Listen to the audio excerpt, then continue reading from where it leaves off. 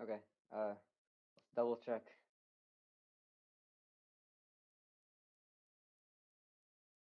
Okay. Cool. Okay, so this section is 3.2. It talks about the null space of a matrix.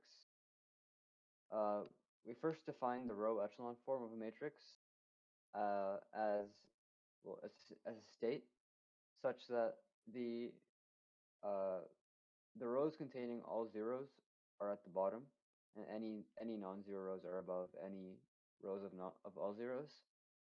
And uh, the leading entry of a row is anywhere to the left of the leading entry of any other row. Leading entry of a row is the first non-zero entry. So for example, if this was a 1 and this was a 2, this would not be an REF because the leading entry of this row is in the same column as the leading entry of this row. If this were a 1, but since this is a 0, that's fine. It's an REF. Reduced row echelon form, or RREF, is it's a stricter version of REF, and the additional constraints it imposes are that the leading entry is equal to 1, and that the leading entry is the only non-zero entry in its column. For example, this is an example of REF, but it's not an example of RREF because this -3 is not a 0. For all matrices have, I think, an infinite amount of REFs, but every matrix has exactly one RREF. The rank is the number of leading entries in the reduced row echelon form of a matrix, or any REF.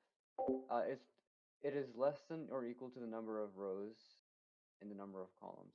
It's a minimum of the number of rows and number of columns. Here are just some examples of finding REF. The way you do it is very similar to how we've been solving systems so far. We've done this a lot in class by now. Some more terminology. We have two types of columns at the end. We have basic variables, which are variables, which are those, which are the variables that correspond to the columns that have leading entries in the reduced row echelon form. For example, this column does not have a leading entry, whereas this one does. So this one is a basic variable. The columns that do not have leading entries correspond to what are called free variables. So this one and this one are free variables. The column space of a matrix A is the span of all columns of A, and it's a subspace of Rm, where M is the size, where M is the number of rows in the matrix. The null space of A, noted NA, is a solution set to the equation to the homogeneous system AX equals 0. It is a subspace of Rn, where n is the number of columns in a matrix.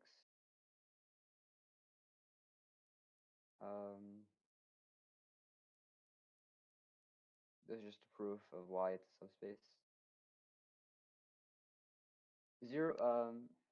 A times any entry of the null space is equal to the 0 vector.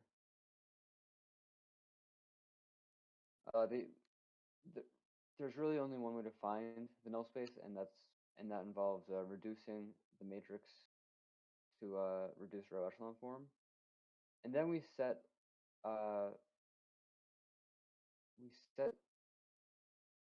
it equal to 0. This is something I always find confusing. I still have a hard time remembering this. I'm gonna have to read through this on my own.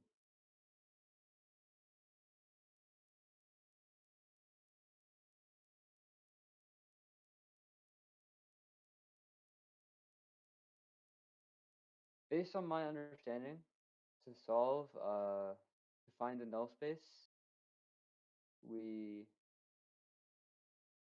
we first get it into REF, right?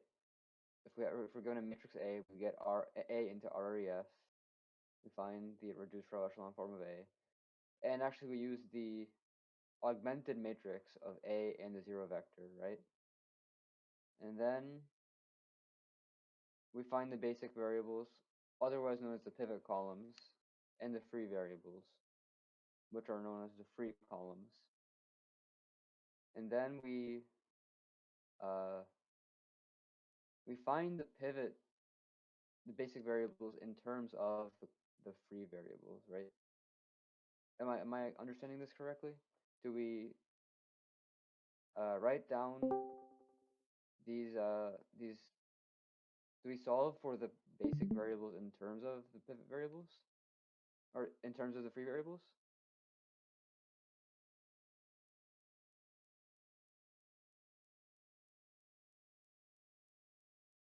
Yeah, we're basically trying to create an equation using those functions that give us 0. Um, so this is just another way of doing it. You can also look at just the reduced columns. Like in this example, you can kind of like see it, you know, like you can kind of come up with the examples on your own because you can see that like the second free column is just, -2, the first one. But in the case that it's more complicated, you would set up this equation to kind of help you uh, um, This one, mathematically show right? it. Which one's this one? Is it this or this? I thought they were the same. No, no, Like, you said you set up this equation. What was this referring to? the equations below. So, These? yeah, because it's like the idea behind the null space is it's a combination of the columns to make it equal to 0, right? So by doing Right. this, you're basically slicing it by rows and turning it into more digestible columns or more digestible equations. And then you can do a system of equations to find out what the actual combination of those columns is to give you the null space. Okay, Does that so make sense? yeah, I think it does. I mean, usually the problem with this section for me is that I'm usually whenever I see an example of this being done, I can always follow it step by step. But when I'm asked to do it on my own, it's kind of tricky. I stumble a lot. Yeah. Another thing of note here is that what it's finding is um, it's not finding a null space, it's sort of finding the a way to it's finding an equation for null spaces. If you see the last thing you see on this like image you have right now, Right, the this is the NA null space. equals, it's giving you an equation and you can just plug in whatever you want to get a generic null space. So this method could probably help you if the thing was more complicated, but like on the exam, um, it may be easier to skip this process. Like this is just another way to do it. So if they asked you like find two different null spaces, this would be what you do. But like since this example was kind of easy, you could also do the example where you look at the free column and you see, okay, the free column is Like, equivalent to 2 times the first one. Yeah, I mean, you'd want to okay, reduce it okay. to REF because it'd be kind of hard to see it from here unless it's still kind of obvious. Like you can see that the second column is -2 times the first column or, you know, Right. stuff like that. But reducing it to REF makes it really easy to see. Okay.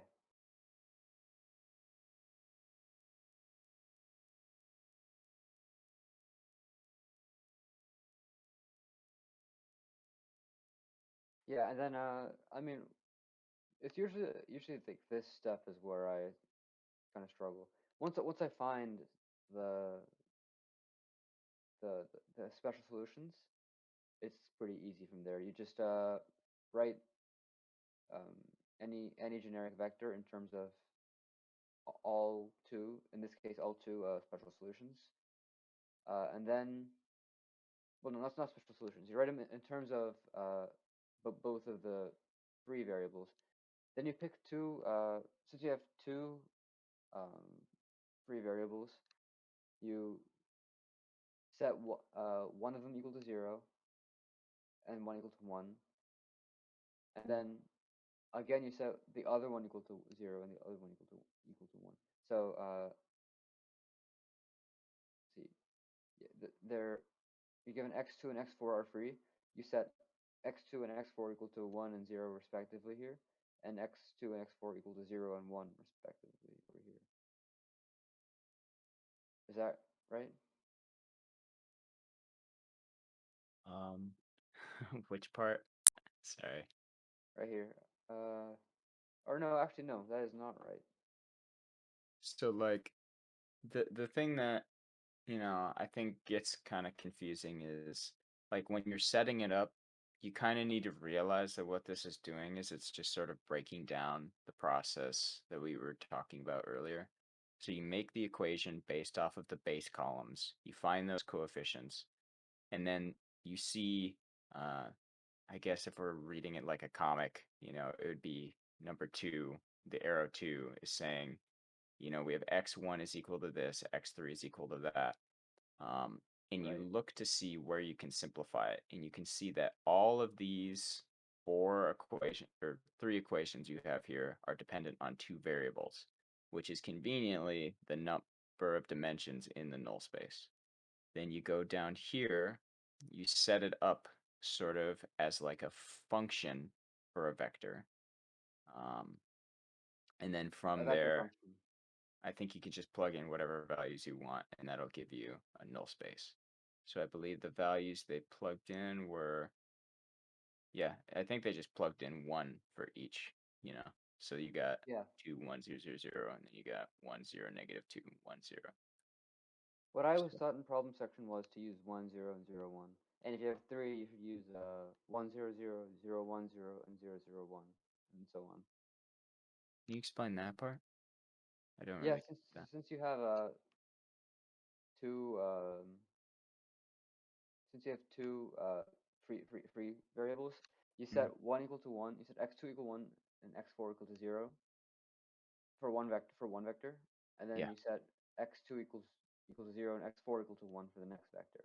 But if you were to have three free variables, you would do something like 1, 0, 0 for 0 for x6, right? 0, 1, 0, and 0, 0, 1 for each of your special solutions, and you'd have three Oh, vectors. yeah, you're right.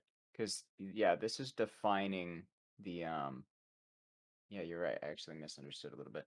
So this equation we have, like the second equation from the bottom is defining the linear combinations of those column vectors. So you're Right. basically plucking out the x2, x4 thing and just saying, okay, these coefficients are the basis of the null space. You're right. So doing the 1, 0, 0, 1 thing is right because you're basically saying, just use those vectors. Yeah, and theoretically, you could pick something like 2, 0, right? Or even like Yeah. I don't know, 1, 1, and like uh Yeah, as long as one is 0, because the idea is like you're treating each of these as the basis of a new null space. yeah, you need it to be a basis, so they have to be linearly independent. Yeah, so you could do 0, then 8 times the other one, or whatever, because it'll still make for combinations across that defined null space. Right. Yeah. So I guess the TLDR of this is that you you want to set the basic variables in terms of the free variables, solve for the basic variables, and then express a generic vector in a generic vector x1, x2, x3, x4, x5 in the null space in terms of these free variables, right? And then separate them into two different vectors or three different vectors if you have three special solutions and so on, and set um, each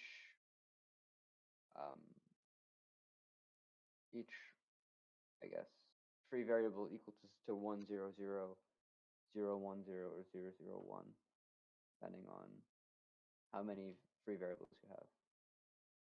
Yeah. Or you Any can just questions? remember to pluck out those things. Like you don't need to make it a linear combination because, you're just looking for those variables. You can just Yeah. pluck those out of the equation. Yeah.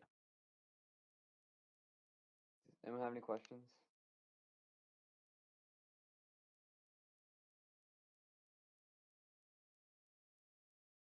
Okay.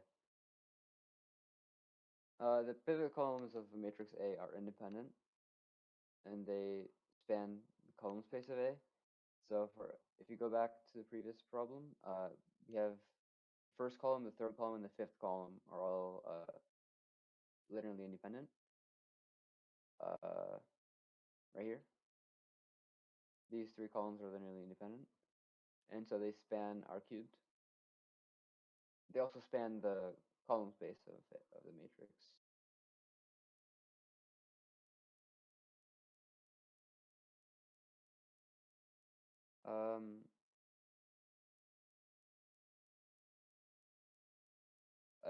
I guess what this is saying is that the number of pivot columns in a matrix is equal to the number of linearly independent columns in the matrix, which is equal to the rank of the matrix.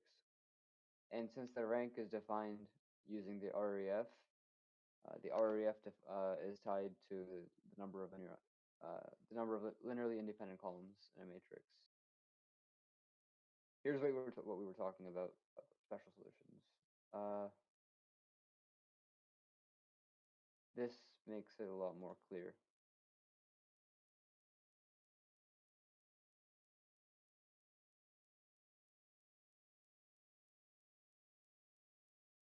This this is probably a very, very helpful example. It might be similar to something we'd see on the exam. I mean, as we learned in like section 2.1 or something, a homogeneous linear system is a linear system where the right side is 0. So AX equals 0. The system's always consistent because there's always the trivial solution to the system, which would be the 0 vector. If the if the matrix in question is linearly independent, then the trivial solution is the only solution, so it's a unique solution. If not, then there will be infinitely many solutions.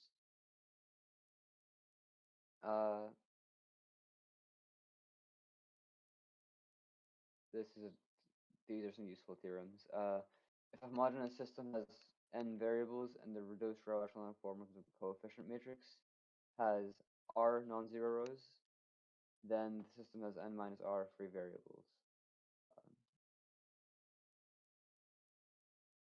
A homogeneous system has non-trivial solutions, which means infinitely many, if it has more variables than it does equations.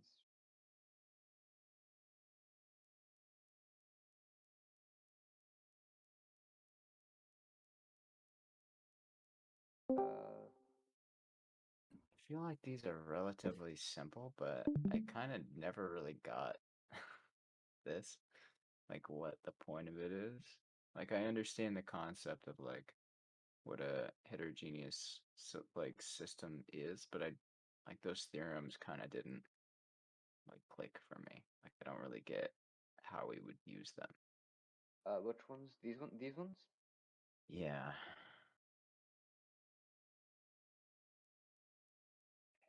Well, the n variables means n columns, right? Is that what it means? N variables. No, it means yeah, n columns. Yeah, I guess you're right. The REF has R non-zero rows. Right.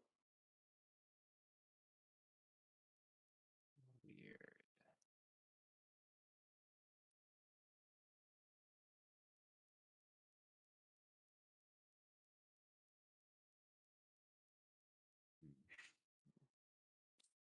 Anyone have any questions?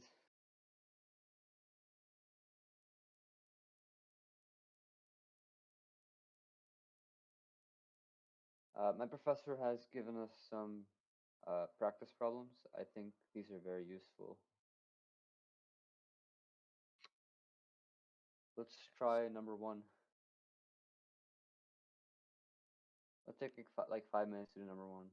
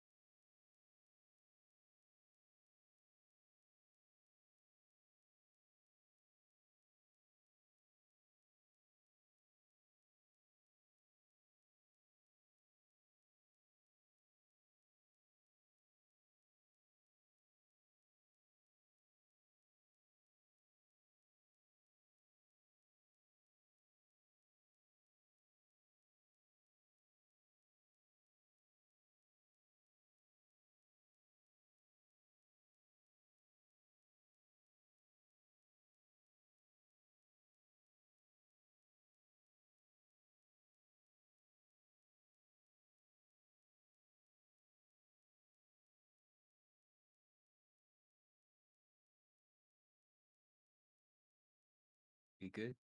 It's been 5 minutes. Yeah, I wasn't able to get it.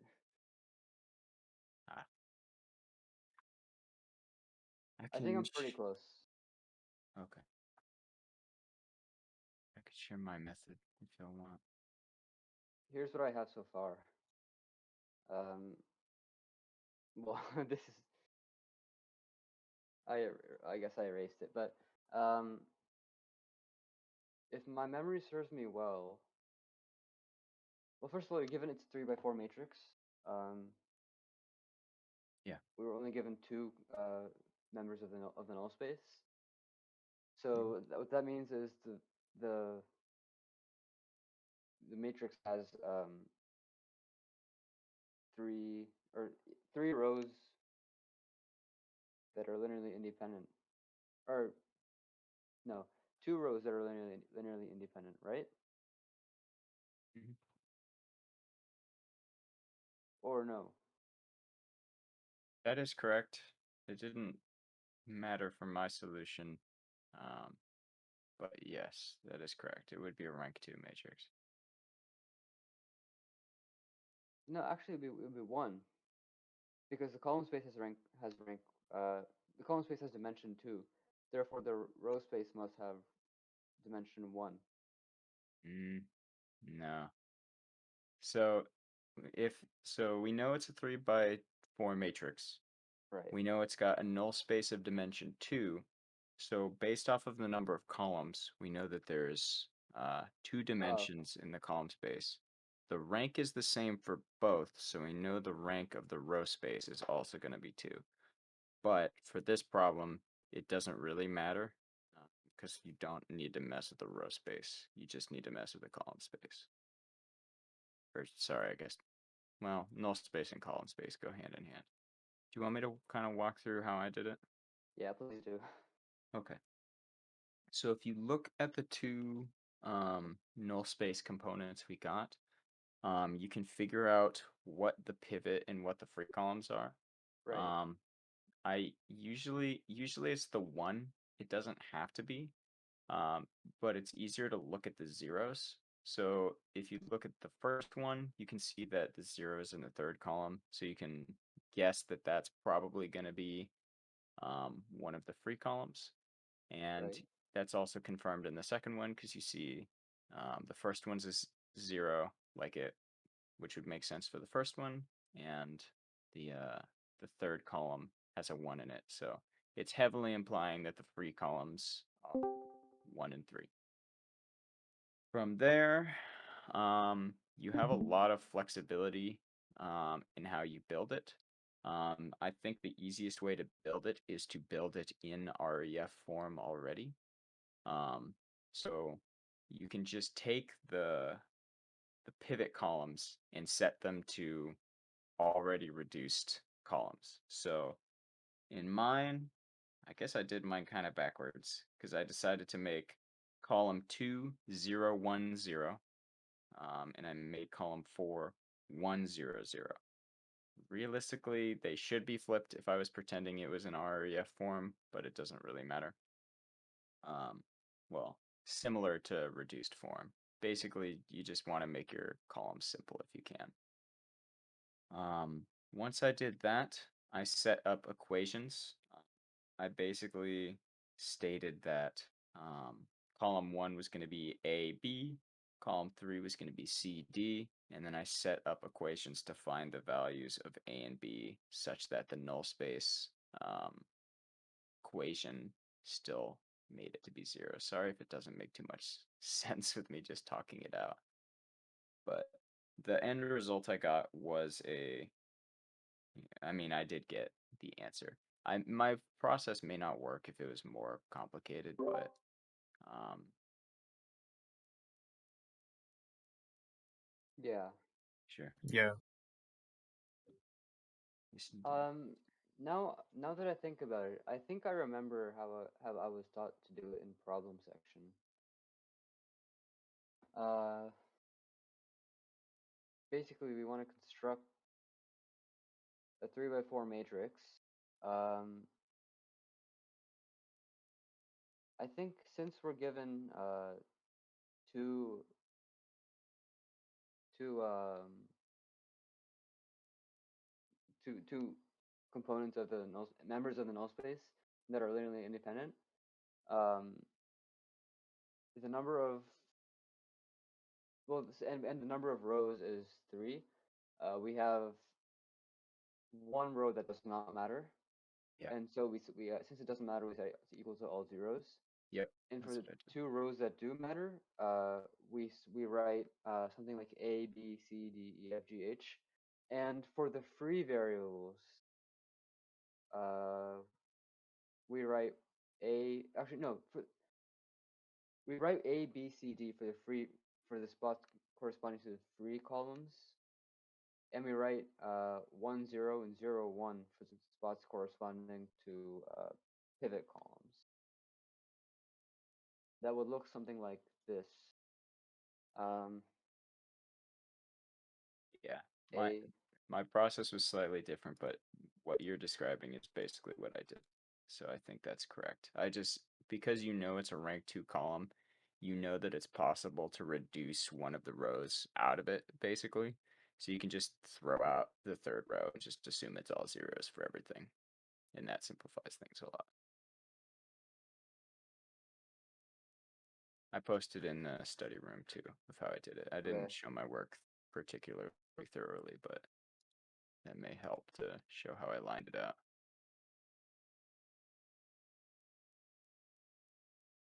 I think this is something.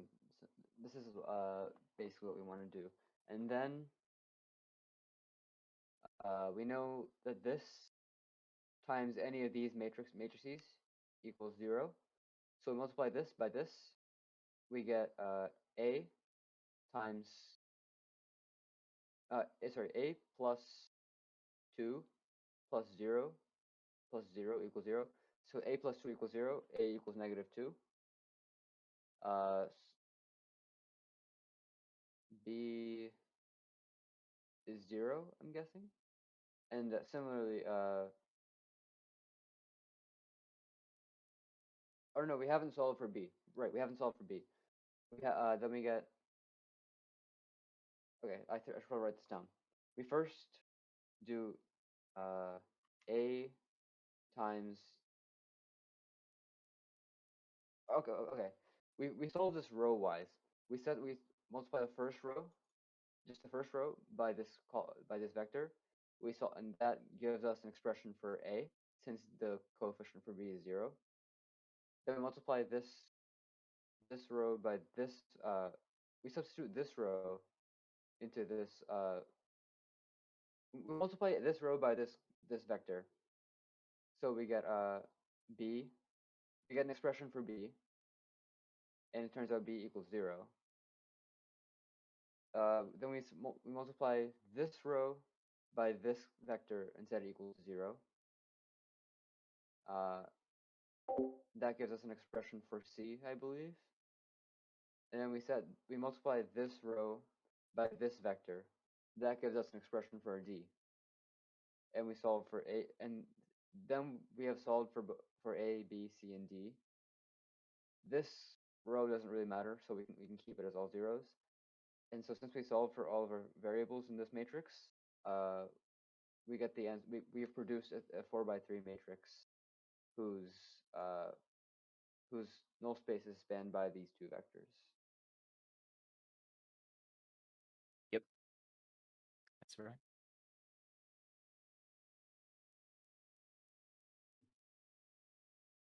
Does that process make sense to anyone? Why was the last row full of zeros? All zeros. It's because we're given only two. We're given only two members of the null space, and they're linearly independent. So the third row can be any linear combination of these two, right? And keep in mind, you don't make sure that you flip it in your mind, because in this example, it does line up to where it's rank 2 and the dimension of null space is 2. What you want to find is the rank of the matrix, which is basically going to be the flip-flop of this. So we have dimension 2 in the null space and 4 columns, so our rank is 2. Then we look at our rows and we see, okay, 3 minus 2 means we have one row that doesn't matter. And because we can set up the matrix however we want, we can just assume that the row that doesn't matter has already been reduced out. We can just say it's all 0 because it won't Right. affect the combination. Yeah.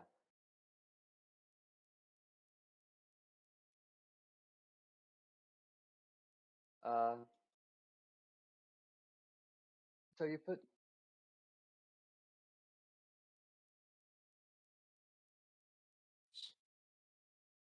So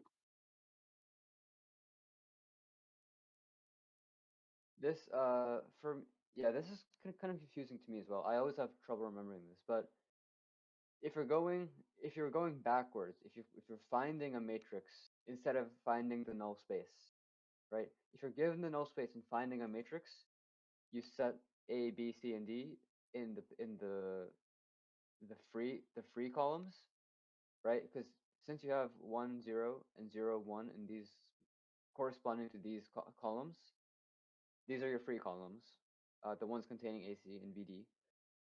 These are your free columns. You set those equal to variables, and you set the pivot columns equal to 1, 0, and 0, 1. And that's if you're given a null space and finding the original matrix. But if you're given the original matrix and finding the null space, you do it the opposite way. You set the you set the 1, 0, and 0, 1 on the free columns, So kind of. the main thing is you don't want to get tricked because this isn't always going to be correct. Um, the the free column doesn't always need to be 1, because if you look at A number 2, it could just as easily be 2, 4. So the thing you can rely on though is that the other free, so basically each null space basis corresponds to a free column, right? In Right. each of those, the other free columns are going to be 0 because otherwise it messes up the null space. So if you look at the null space basis for the first one, you can see the only 0 column is 3, which is pretty suspicious. If you look at the other one, you can see it's either 1 or 2, but you can kind of guess, you know. I don't know if there's an exact process, but that's sort of how you kind of deduce it.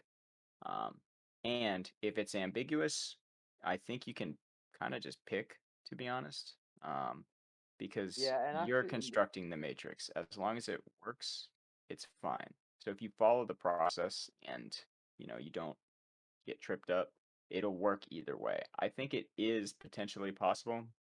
Sorry, that you could probably construct this matrix such that maybe like or column 1 is a pivot column and column 2 is a free column. yeah, that's what I was gonna say. Yeah.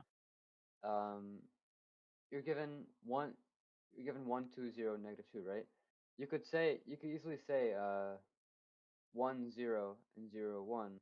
You could also say 2, 0, and 0, 1 are your variables, because 2, 0, and 0, 1 are linearly independent. Uh, Wait, I shouldn't say linearly independent, but you can say 2, 0, and 0, 1 are your special solutions to the null space. So And not to so, confuse you, but yeah, it's not that big a deal. You just need to pay attention to where the zeros are because the zeros are what are important. And if you see an ambiguity, kind of like what we're saying, you could do it either way. It'll work either way as long as you follow the process properly. Right? Does that make sense?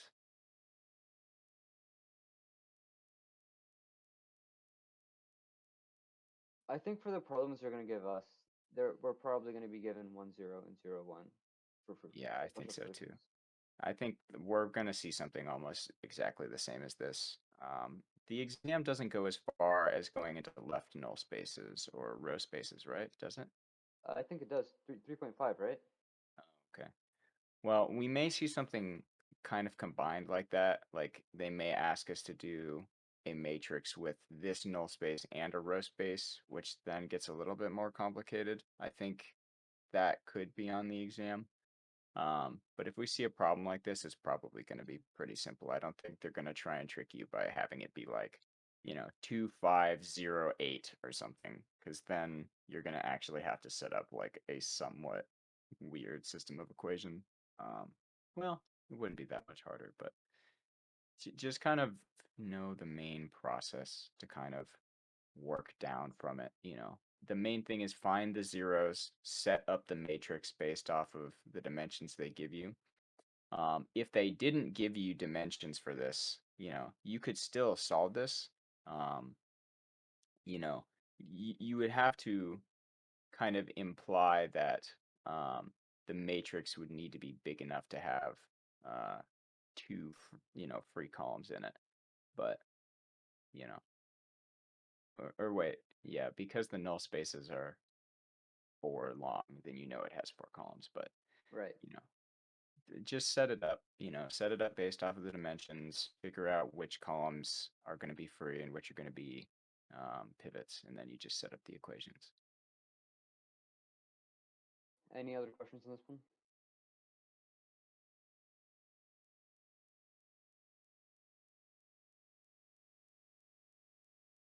Okay, let's move to problem 2. Let's take 5 minutes.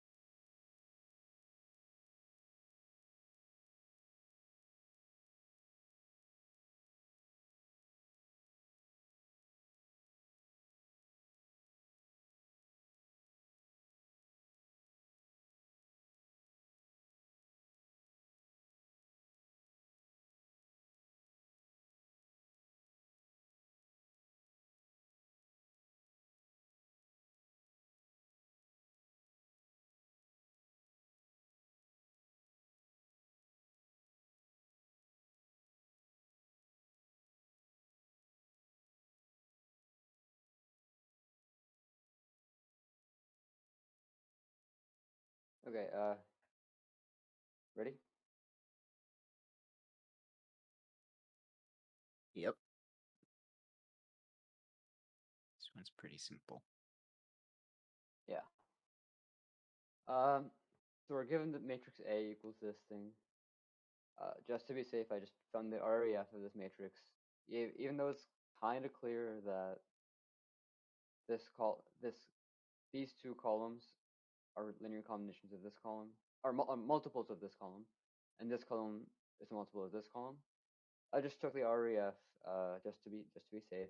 I found that the rank is 2, so you'll need 2 matrices in the rank 1 decomposition.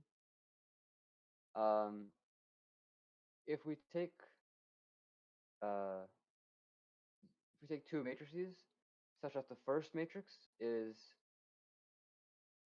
the first 2 columns of this matrix and 3 columns of zeros, and the second matrix is 0 columns of the first 2 and the first 3 columns of this matrix, or the last 3 columns of this matrix, then we get this matrix plus this matrix.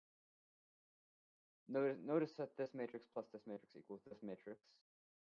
And then the rank of this matrix is 1. The rank of this matrix is 1.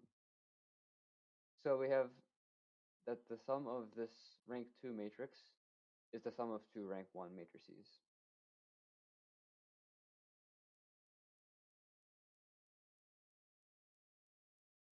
Is that clear? I think that one's pretty easy, yeah. Yeah. All you do is reduce it and then just, I guess, split it into 2, the original matrix. Once you have it reduced, you split it by the ranks. Yeah, you really want to use the pivots to Pivot, find yes. which matrices you're using.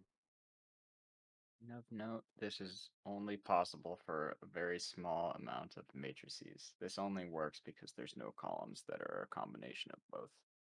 So this is probably a pretty narrow example. I don't think we'll see this on the exam. Okay, good to know.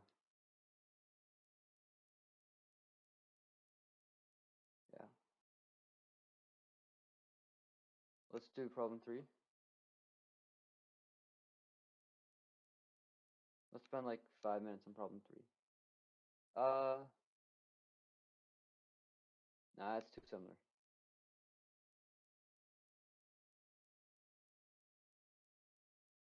Wait, no, I think any matrix of rank R can be written as the sum of R rank 1 matrices.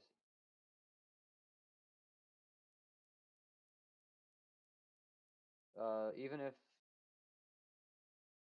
columns are linear combinations of each other. Let me think about that. What? Let me think about that. Because it doesn't. Any matrix of rank R can be written as the sum of R rank 1 matrices. Yeah, that makes sense because if you let's say we have How would you do one where one of the columns is a sum of 2? Oh, yeah, you're right. yeah, if it you would still be rank 1. You would have to like split up the columns, but yes, yeah, that works. Because if you Yeah, reduce yeah. it, you can just do it by rows, and that will Right. work. Yeah. Okay. Just to illustrate it out, let's say we have I don't know, column 1 here, column 2 here. Let's say we have column 3, which is a multiple, which is a sum of 2 multiples of column 1 and column 2. So it's a linear combination of column 1 and column 2. Then we can express, and if let's say it's a 3 by 3 matrix, so these 2 columns don't exist. Then the rank 1 decomposition of this matrix would be, well, first of all, the rank would be 2. If we want to write down A as a sum of 2 rank 1 matrices, we would, the first matrix would be column 1, is 0 for column 2, and the multiple of the first column that is added to form the column 3. That would be the first matrix. The second matrix would be a 0 for column 1, column 2, and the multiple of column 2 that is used to form column 3 for column 3. Yeah, I doubt they're gonna ask a question like that.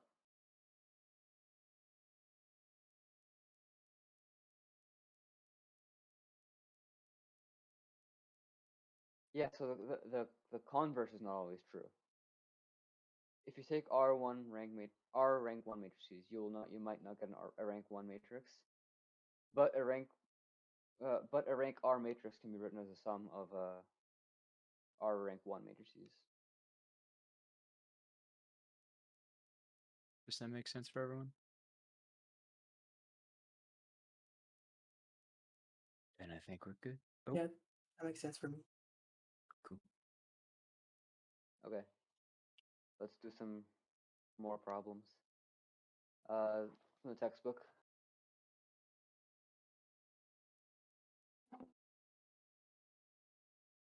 Pick a good one.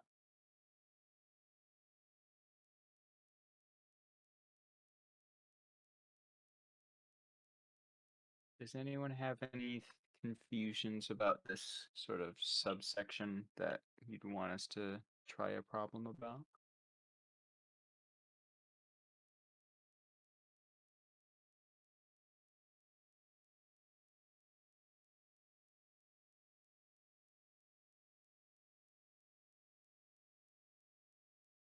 Let's pick one. I have a question not related to this. Yeah. But does anyone have the solutions to the recommended problems from 3.2 to 3.5?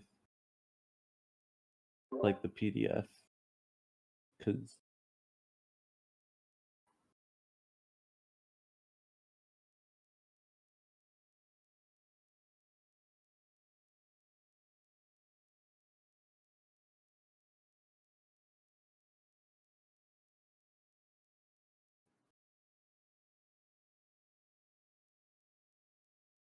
oh, okay, that works. Thanks. Be possible for us to like post that in like I exam think it is 2? posted somewhere. Oh, I could not find it in resources, so that's why I asked. Mhm. Thank you, though. Okay. thank you. Let's do Yep. 15 from the textbook. Can you scroll to it? What? Can you scroll to it? What do you mean? Oh, okay. I'm I talking don't about have the problem textbook number 15 from the textbook. Yeah. Let's take another 5 minutes to do it. Let me go find it. I don't usually keep it handy.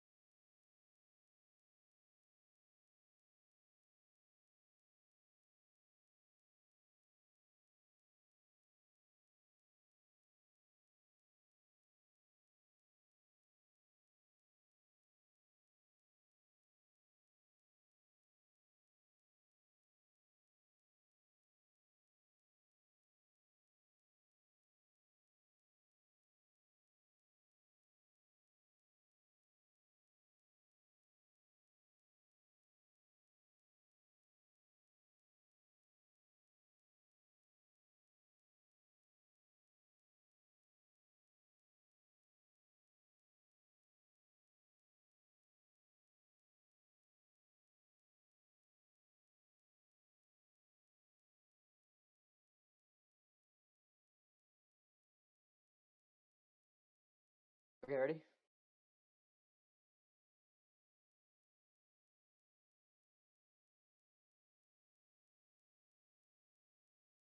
Good.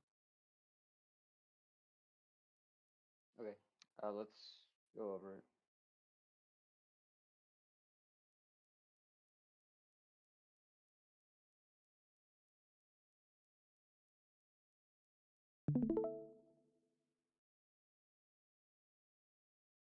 Yeah, so the problem asks for any matrix whose null space consists of all linear combinations of 2, 2, 1, 0, and 3, 1, 0, 1. So I constructed a matrix A, which is a 2 by 4 matrix. Since we're given that the two vectors, well, okay, from the two vectors, I found out that the last two columns of our matrix will be free columns because we have a 1, 0 and a 0, 1 for the third and and fourth columns respectively. So since we have since we know the last two columns are free columns, I set them equal to variables, and I set the pivot columns equal to 1, 0, 0, 1. Then I solved for the variables by multiplying our matrix, our arbitrary matrix, by the given vectors and setting the products equal to the 0 vector. So our matrix times this vector will give us a 2 by 1 matrix given by 2 plus 0 plus a plus 0 and 0 plus 2 plus e plus 0. If we set that equal to 0 vector, we get that a equals -2 and c equals -2. And similarly, I multiplied this arbitrary matrix by this given vector and set that equal to 0 vector. I found expressions for b and d. I solved those equations by setting those equal to 0 vector. I found that b equals -3 and d equals -1, and I substituted those values for variables back into this arbitrary matrix and found this matrix whose null space consists of linear combinations of this vector and this vector. Note that if I add a 0 row to the end, if I add a row of zeros to the end, the null space should not change. So in theory, I could come up with a 5 by 4 matrix consisting of these two matrices, or these two rows and 3 zeros, and that would still satisfy this. That would still be a valid solution to this problem.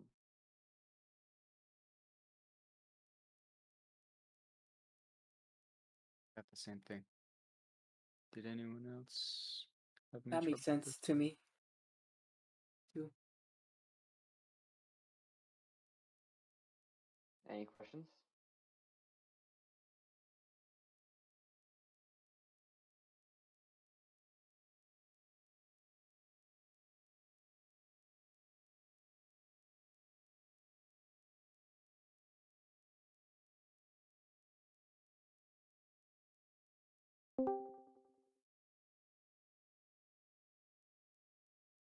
Okay, let's do 18 from the textbook.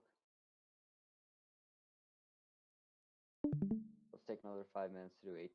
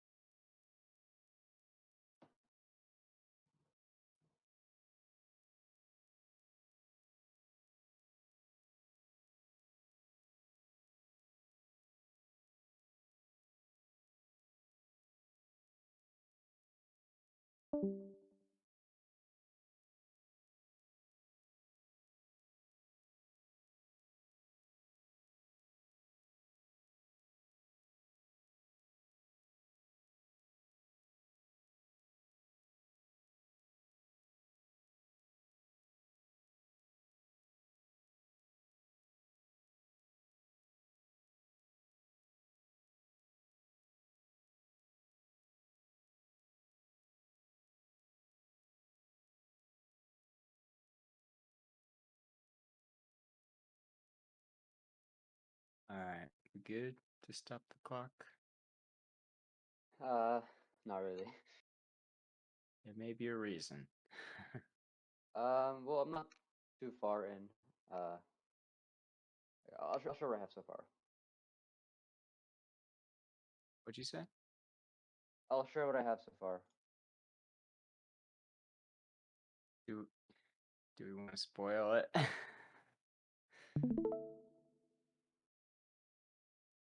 I'm in the camp of no solution.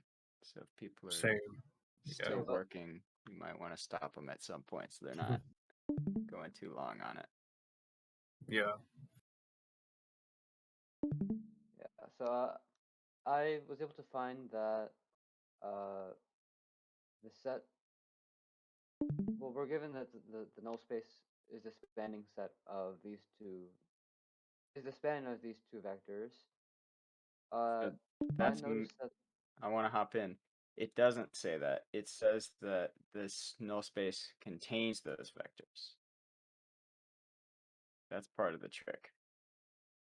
Okay, but yeah, go on if you want. well, these two vectors are linearly independent, aren't they? Sure.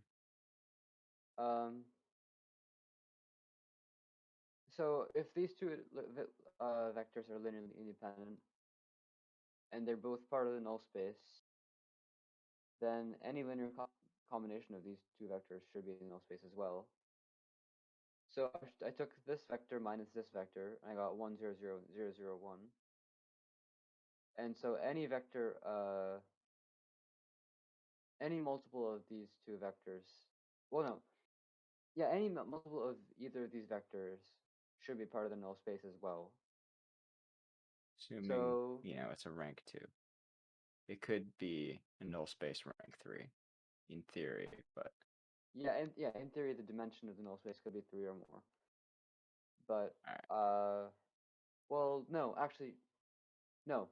Since the column space has vectors of size 3, the rank of the matrix must be at most 3.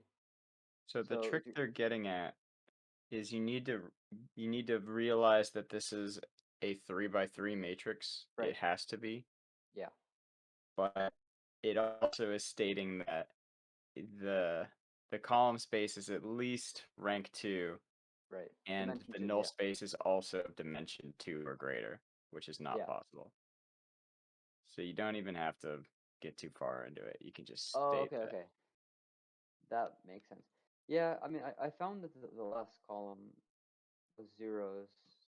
I didn't get too far, but I know it was 3x3. Yeah. And from there, if you consider that, because if you notice that it's because it says the column space contains, the null space contains, you can tell that there's at least 2 degrees of freedom in each, which is contradictory if it's a 3x3 matrix. So that's as far as you need to go. Because I was thinking for a minute, like, how do you tackle this problem if it's if the null space is dimension 2 and the column space is dimension 2, but also Right. it looks like it should be a 3x3. And then I looked up and it said create it if it's possible. So I think it's a good idea if we're on the test and it's implying that it could be giving us things that are impossible to just check the dimensions of everything first to make sure that everything is consistent. Because in this, if we were allowed to, like, say, it's a 3x4 matrix or like a 5x3 matrix, then we would have the freedom to construct it. But because we can see the column space is 3, that means that there's 3 rows. And the null space is 3, that means there's 3 columns. So Yeah, look at contradictions. yeah. Does that make sense to everyone? That's all I have for today. Yeah, makes sense. It's kind of late now. Yeah. I still have some work to do for tomorrow. I have an exam tomorrow. Oh, what class? Data structures and algorithms. Yikers. That one's not fun. Good luck. Thanks. All right, yeah. cool. I guess putting that's this it for on. today. Before we leave, is the Goodbye. recording still going? What'd you say? Is the recording still going? Sid.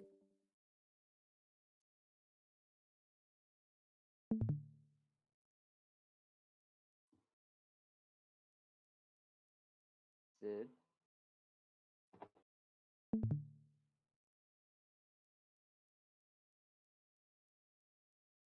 Uh-oh. It's fine. It looks like he's not here. Yeah, I Not think he was again. leaving leaving it on in the background. It should be fine. Okay. If you're watching the recording after you stop recording before you email it, you can clip it here. We're gonna leave now. See you guys tomorrow. Alrighty. See ya. Good night, y'all. All right. See you. Bye. Bye.